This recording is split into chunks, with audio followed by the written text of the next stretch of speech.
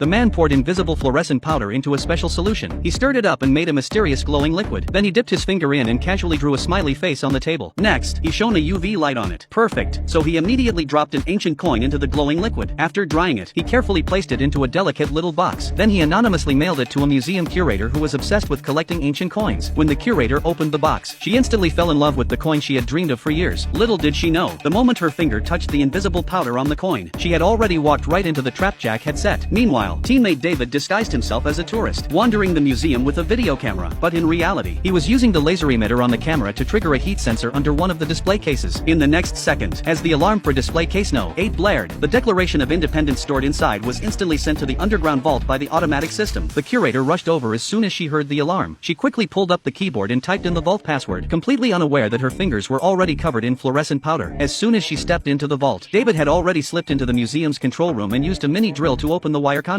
He carefully inserted a transmission cable with a micro camera into the pipe and clipped it onto the museum's surveillance feed. In no time, they had successfully hacked into the museum's monitoring system. David immediately froze all camera footage. At the same time, Jack disguised himself as a maintenance worker and strolled into the museum under the pretense of inspecting the security system. He quickly ducked into the bathroom, stripped off his overalls, revealing a perfectly tailored suit underneath. After fixing his hair, Jack walked out looking like a refined gentleman and stepped into the party. He courteously handed the curator a glass of champagne. While someone stepped in to shake hands with her, he smoothly took the glass from her hand. With a polite smile, he said, "Excuse me, I need to use the restroom." Then he turned and walked away. Out of sight, he dumped the champagne, pulled out a plastic bag, and carefully sealed the glass inside. Back in the restroom, he quickly took out a hidden toolkit containing fingerprint extraction tools. He dripped the agent onto a wad of medical cotton, placed the cotton in a plastic bag and sealed it tight. Just 1 minute later, the fingerprints on the glass became crystal clear. Jack put on a fake fingerprint glove, carefully selected a full print from the glass, and transferred it onto the glove. Then he scanned through fingerprint ID and rode the elevator down to the vault. He took out a UV light and read the fluorescent letters aloud to David. David entered them into a program. Soon, they cracked the correct password sequence for the vault. As Jack entered the code, the vault door opened with a click. He quickly walked up to the display, lifted the old velvet cloth, and gently pulled out the legendary Declaration of Independence. He rolled it up and stuffed it into a plastic bag. Without drawing attention, he strolled out of the museum and vanished. But what Jack didn't expect was that the curator had been secretly watching him the whole time, because she also wanted to know whether the back of the Declaration really hid a treasure map.